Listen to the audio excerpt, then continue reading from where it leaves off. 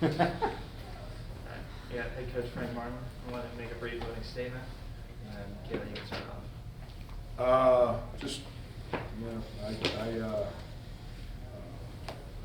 these guys they're starting to figure it out. We've been playing good basketball here for the last 6-7 games, and sometimes you play, I told the team, sometimes you play well and don't win. Sometimes you play bad and win. Sometimes you play bad and lose. Sometimes you play win and win.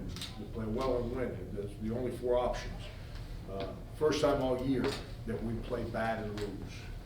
And we didn't, at LaSalle the other day, we didn't play, and that's not to take anything away from LaSalle. I don't like speaking that way. We just didn't play in our character, with our connectivity, our positivity. It's the first time all year where guys were dragging and body language wasn't good. And we talked about that. And they came out, they were shot out of a cannon in practice. Because defensively, we've got to continue to get better. We're not there. Josh Cohen today, everyone, his scoring and all that, that's awesome. It's the best defensive game he's played since he's been here. And he prepared that way in practice. And, Matt was, hurt his hand in a drill Sunday's, I don't even know what day, today's Tuesday, Sunday's practice.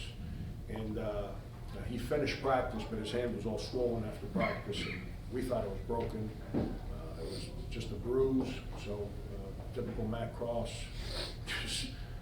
I told him I'm gonna start hitting his hand before every game. He's gonna shoot threes like that.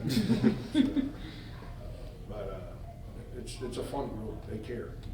And we came out and started the game the way we prepared the last 2 days, and it just continued, and we were able to sustain that lead and never give in. Coach, you had Cohen, Cross, and Diggins combined for 48 of your team's 74 points, as well as holding VCU in the opening 12 minutes without a field goal. What does that really speak on your team's swap from game mentality after a tough loss into a winning mentality? Yeah, those are our 3 oldest players, and then Keon. And Keon's awesome. Keon, it's just an unbelievable human being and a great competitor. His defensive mindset he's growing as a leader. So those 4 guys are our most experienced players. They've played more games. Keon played a lot last year, and those 4 guys are leading us right now. And that's the way it works. At this time of year, you got to have leadership, and those 4 guys are doing it. And they're doing it in a positive way, because when that LaSalle, you go on the road and you score 81, you need to win. You can't lose. We gave up 82. That's not acceptable. That's on us. Sometimes you go on the road like we did at Bonnie's and played pretty well, but we couldn't score enough. And then you get beat. But at LaSalle, we scored 81. You got to win that game, but we didn't, and it wasn't. We didn't handle our business. And then when you have those moments, it's what I always say, you either come apart at the seams, or those seams get tied up even tighter through heartache, not winning, through heartache. And that heartache, our team was hurt that game. Guys were mad, and we fixed it, and those guys let us. You said Josh just played his best defensive game. Going off of that, VCU didn't score a 2-point field goal until the 4.5-minute mark of the first half. Just the interior defense, Josh, Matt, Daniel. Ball screens, like when Josh defends ball screens, it gives us a chance. Our guards are out there fighting their tails off, and he's got to get better at it. And Josh is playing well again. He went through a tough patch there at the end of January.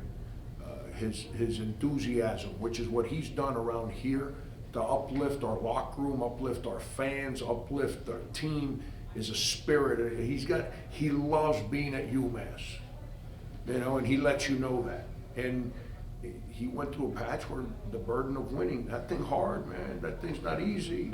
And he had that burden, and he was dragging himself into the ground, and he's rekindled that enthusiasm when he plays. And when he does that, gives us a chance. We need him to be good. Him and Matt are good, we got a chance to win. And those two guys are doing that right now for us. You guys were right there at Dayton, beat Richmond on the road, right there. You know, St. Bonaventure also beat them, and now VCU, this type of a victory. What does it say about this team, especially being such a young group? And Loyola, don't forget that one. Loyola as well. Yeah, and Loyola, and St. Joe's. We're 5 possessions away.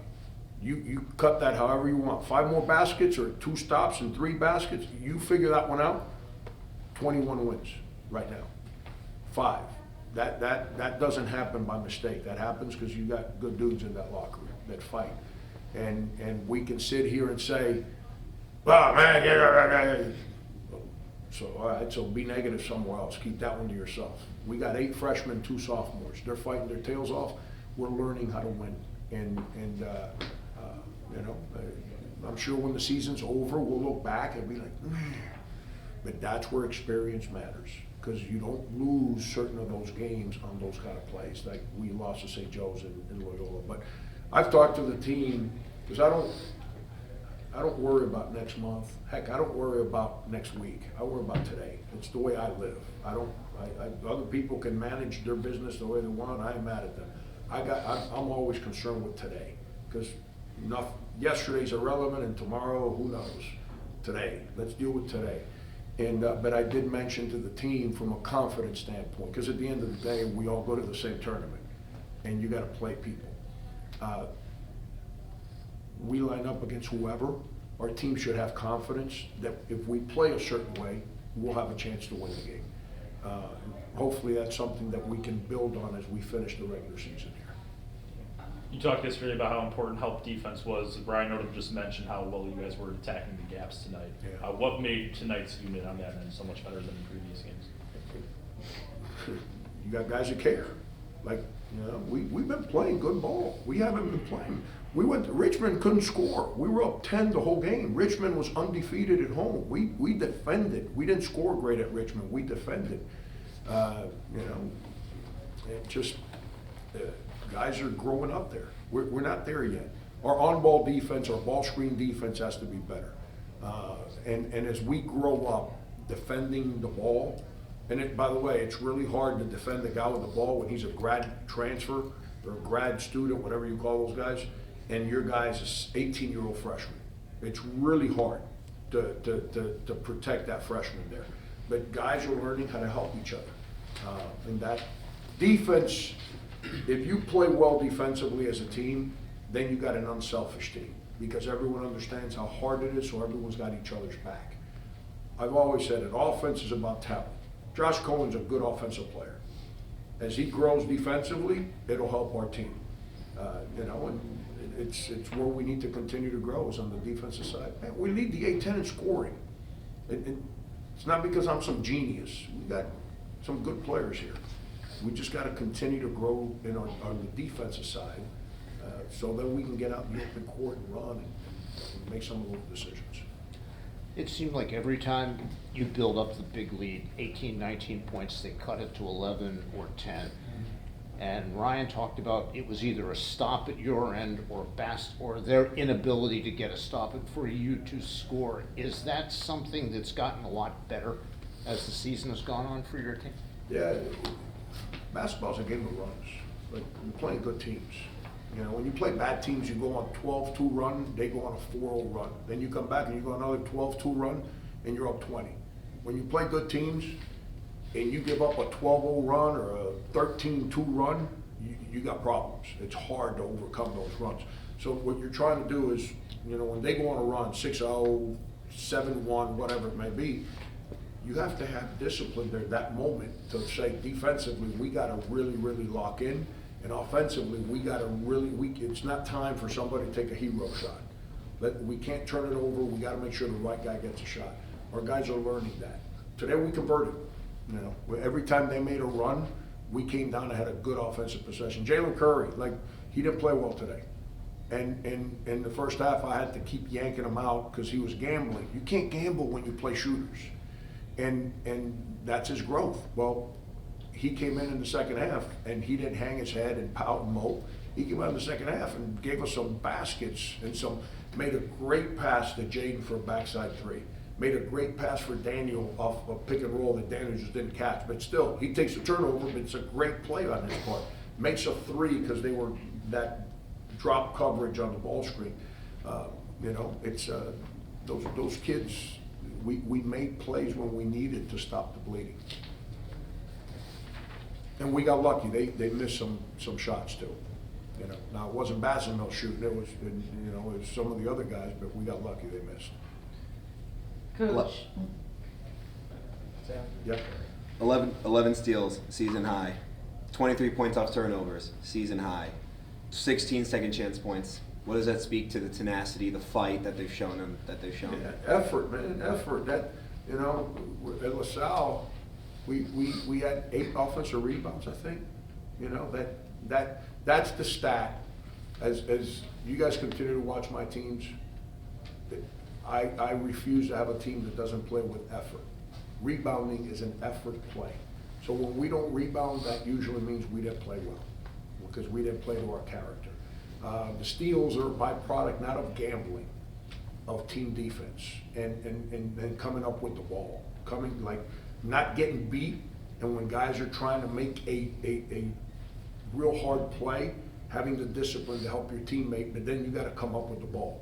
Those are effort plays, and I thought we played more in character today than we were. That's a matter of self-accountability, not me coming in here and yelling and kicking chairs and all that stuff. If I got to do that, we don't win today. Like when I got to coach that way in practice, then I'm fighting negative behavior. When you're fighting negative behavior, you got no chance to win. I don't have to do that with these guys. That's self-accountability. They care. They knew what did us wrong and what we had to do right. And give them credit. They for a young team, they got that one done. Coach, you guys before the game honored George Sugarberg, who just passed away last week. How has his legacy really helped some of the freshmen, as well as having a lot of alumni come back for the game on Saturday against St. Bonaventure? How does really having the connection of the alumni really impact your team as a whole, as well as just the community that you're trying to rebuild here at UMass? Yeah, it's so important that young players, because today's generation, it's so me-centered, and not by kids, by us adults. We're the ones that create the me-centered environment that these kids grow up in. That it's important that they realize all the ones that came before them and the sacrifices that they made to create buildings, to create better locker rooms, better facilities, better everything. And George Trigger Burke started that. He's one of the pioneers of UMass basketball. He cared about this place like not too many people do. This was like part of his life. And the reason that's important is because part of our jobs as educators are to teach these young kids to be philanthropic, that they realize that this school does a lot for them, and people like Trigger Burke and all the alums that have done so many great things post their playing career here to continue to give back to make this place better. Like on this campus, like I went to the Newman Center. That's why I put it on Twitter. I rarely speak about my faith publicly. But I went to the Newman Center. What a beautiful building. Guess whose name's in a big block as soon as you walk in that building there? George Trigger Burke. It's just, when people give back like that's how selfless they are, that they're always trying to help the lives of others. And he the lounge where our players eat pregame meal and breakfast and lunch every day is named after him. That's his name up there. His jersey's in the rafters. It's important that our players comprehend that. We're getting ready to have an alumni weekend here on Saturday. And I don't know what our school's going to do. Knowing the people I work with and for, I'm sure there's going to be a big celebration of George Trigger Burke on Saturday in front of a lot of our former players. We got a great turnout of people coming in, but that's what it's about. Our young guys, at the end of the day, if we're only judged by wins and losses and banners, that's kind of a shallow life. When our time is over, did we make the place better? Did we make the place that we're at better. That's what's so important, that those guys made it better for us to be in it now. We have a responsibility to understand it's not about how many points we score, it's not about how many wins we get. 10 years from now, do we have guys that made UMass basketball better, so whoever's here 10 years from now can play and get taken care of better than these guys do? And then do they come back and give back the way these guys did? And Trigger Burke should be commended for everything he did. Yesterday you mentioned that it could be difficult to get the ball in the paint against this team because of their length, especially outside.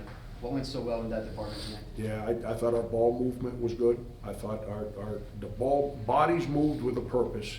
See, if you just kind of jog around, then it's hard to move the defense. So then the ball gets to you and the defense is already set. I thought our movement today, our execution was really good. And then Matt and Josh and Dan, all three of them, they played with a purpose in that paint. Like, there was a purpose to how they played. They weren't just standing around. They were put, because I used to, like, I was a young coach, and, you know, as a young coach, you always think that it's all these great plays that gets people baskets. And my high school coach, who was my boss, who was the one that taught me to coach, he used to say, Frank, why are you running so many plays for good players find the ball? Because they play with energy and they know where they're good at. You don't have to run 100 plays for them. They're gonna, Josh did that today. Like, we ran some plays for him, but Josh played with a purpose today. And when you play with a purpose, people pass you the ball. And then the other guys, I thought our movement away from the ball today was really good. And it's been that way for a while, you know. At St. Bonaventure, I mean, we missed 2 uncontested layups and 2 front-end one-on-ones. Not fadeaway threes, uncontested layups, Josh and Keon. And, you know, and we make those, you know, but then again, if I was 50 pounds lighter, maybe I could still look halfway decent, you know, and, but I'm not, so we deal with what we got. Last one. You got a chance to take the starters off with about a minute to go. What was it like for you and the coaching staff to see the crowd rise up and to hear that noise? Yeah, it's all part of it, Howard. That's you know, our crowd is starting to come. You know, we're not there yet, but they're starting to come. They're starting to understand. And I did it on purpose, taking them out, because I wanted our fans to celebrate and applaud our guys, which they did, for the effort that they played with. You know, we ask our guys to do things the right way in the community, on campus, academically, socially. Then we ask them to play the game with unbelievable, relentless effort. And when they do that, they should be rewarded the way they were today. And I hate the fact that there was a media timeout and it became a full timeout, but that's okay. Because I don't want to stop the game at that point. But I needed to get those guys out so people can thank them for their effort. That rewards them. That makes them appreciate, like, you know what, man, everything I'm doing, people respect it. And people are starting to come to watch us play. And that gets guys excited so we can be even better the next day. Appreciate it. Thank you, Frank.